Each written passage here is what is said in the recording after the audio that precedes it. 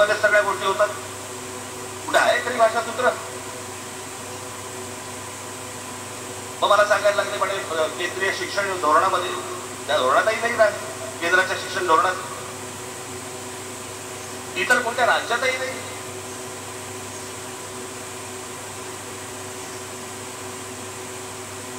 महाराष्ट्रात प्रयोग करून पाहिला. दक्षिणेची राज्यात आहे, हिंगलवून विचारत नाही त्यांना. पण महाराष्ट्र ज्या वेळेला पेटून उठतो त्यावेळेला काय घडतं आणि काय होतं या राज्यकर्त्यांना समजलं असेल. त्याशिवाय का माघार घेतली?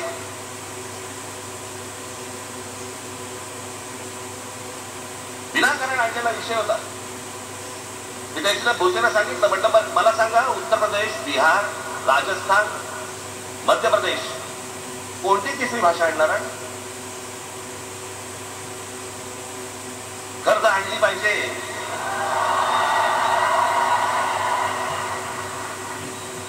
नाही, गंमत बघा, हिंदी भाषिक राज्य आहे ती आर्थिकदृष्ट्या मागास,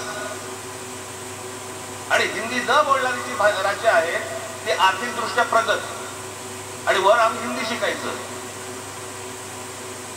यांना हिंदीतून राज्य नाही सांभाळता आली,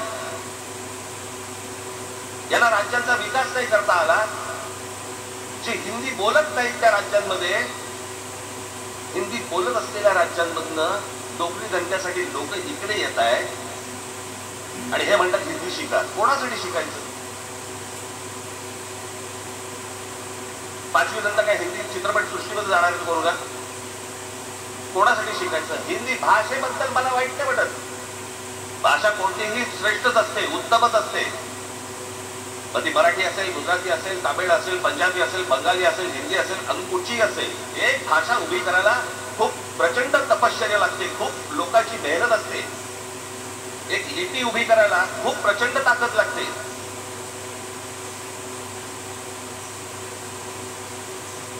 अशाच भाषा काय उभ्या राहत नसतात.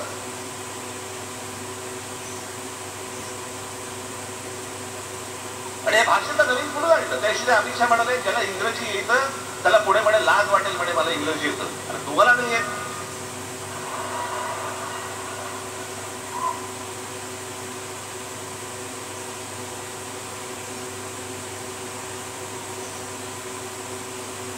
या संपूर्ण हिंद प्रांतावरती 125 वर्ष, 1400 वर्ष मराठ्यांनी राज्य केलं. 1400 वर्ष इतक्या राज्यांवरती आम्ही राज्य केलं. त्याला राज्यच नव्हती, पण जे प्रदेश होते त्याच्यावरती राज्य केलं. आम्ही मराठी लागली गुजरातवरती, मध्य प्रदेशवरती, राजस्थानवरती, पंजाबवरती, इतर सगळ्या प्रांतांवरती जिथे जिथे म्हणून आटोपर्यंत पोहोचले होते मराठा साम्राज्य. आम्ही लागली. अरे हिंदी भाषा आहे, 200 वर्षापूर्वीची भाषा आहे, महाराजांच्या काळात पण नव्हती.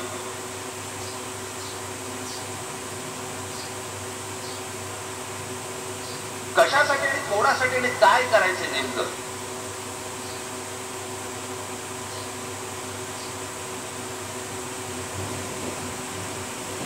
यांनी फक्त साथ पडून पाहिजे, साथ पडून.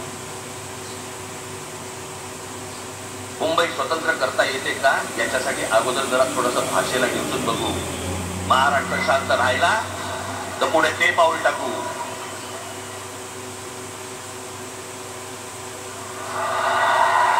कोणाची माय व्याली आहे तरी महाराष्ट्राला हात घालून दाखवावं, मुंबईला हात घालून दाखवावं.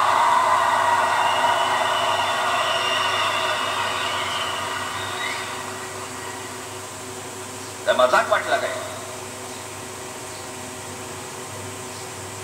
आम्ही शांत आहोत याचा अर्थ गांडू नाही आहोत.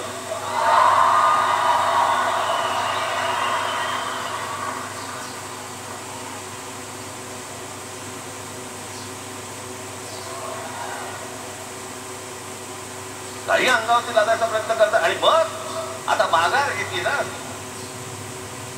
मग माघार घेतली त्याचं काय करायचं? मग वेगळ्या ठिकाणी वळवा सगळं प्रकरण, वेगळ्या ठिकाणी. म्हणजे कुठे ठाकरेंची मुलं इंग्रजी मीडियम मध्ये शिकली,